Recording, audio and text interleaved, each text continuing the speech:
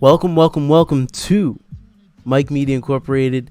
It's a YouTube channel where we talk about music, films, and awesome content that I enjoy. I just give my opinion, or we do vlogs, we do podcasts where we interview awesome creators, filmmakers, reactors, rappers, you name it.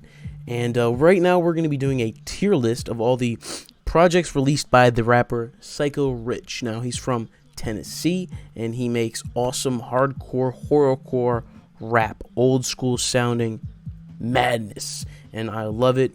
Some people call it funk, some people call it Memphis rap, and he's pretty much one of the most authentic funk artists in the game, and I've had the privilege of interviewing him and knowing him and making music with him, and right now I'm going to be giving you my thoughts on the 4 projects he's released. Now, let's get into his first project. This one's called The Mind of a Syko, and it's a very good tape, and it has the most sort of modern percussion, but I'd have to say it has the worst mixing. But as one of Syko Rich's projects, I do think that it has a lot of songs that echo what you would hear later in his discography, such as the song Depression. It gives me vibes of songs like Dreamin' from Tales from the Blunt, and I really enjoy this track. And there is sort of that pitch down vocals in the background sound to it. And honestly, when I heard that in the older things, when I was mixing Syko's vocals on the song that I created with him, that's the reason, is because of very good songs on this.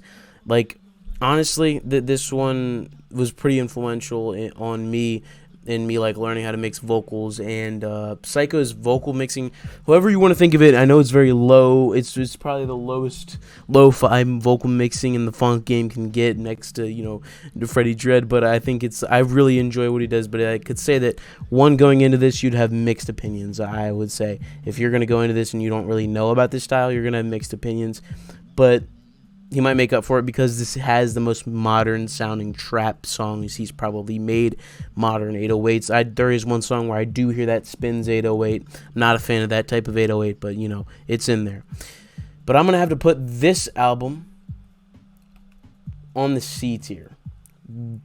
Big fan of this album, don't get me wrong, but I'm going to have to put it in the C tier.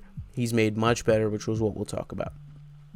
Kill Out the 615 is what got me into Syko Rich's music, and songs like Where the Cheese At are kind of like watching scenes from Boys in the Hood, and they showcase Syko Rich's ability to tell stories in his raps. And Jay the Unknown's production, well, I don't think we'd have a lot of the best songs in the underground without Jay the Unknown, and I'm a really big fan of his sounds of the underground channel, and I'd say it's probably at its finest on this project, but I think it's probably at its finest in the next Syko Rich project we'll talk about after this one. Cold Killers is a showcase of Sly and Syko Rich's ability to make really good songs together, and the wet bass in that song really adds to their intense vocals. They're really rapping about some intense stuff, and I love it. I really love it. This album is kind of more hardcore as opposed to the emotional tracks that you hear in later albums made by him, and that's why Tales from the Blunt is better. I'm just going to say that. And that's, the most recent Syko Rich project, because it balances both type of music, both types of music that Syko Rich has the ability to make. I'm going to put this one on the A tier, but there is another project that's better than that one, but we'll get to that soon. First, let's get into a 2-track EP that he made with the Crypt Keeper. This is technically the Crypt Keeper's project, but both the songs have him on it, and in the SoundCloud version, it's marketed as a collaboration tape.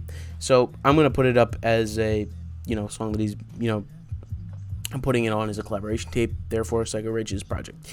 It's a 2-track EP with, as I just said, the Crypt Keeper, and these 2 songs have eerie synths that make them feel horrorcore at its finest. Though I enjoy the Syko Rich faster flow, it's kind of just like hearing 2 songs off of Kill Out the 615. I'm just going to say that.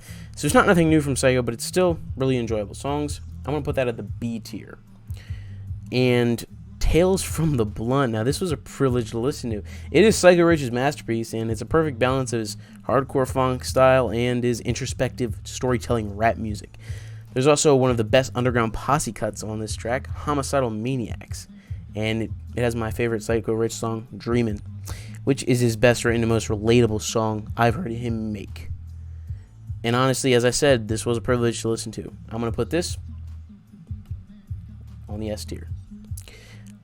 Now there you go. There's my tier list of psycho rich projects. Now let me know what you thought of this tier list ranking down in the comment section below, and be sure to like, comment, subscribe for more awesome videos about the funk scene, underground horrorcore music, and more.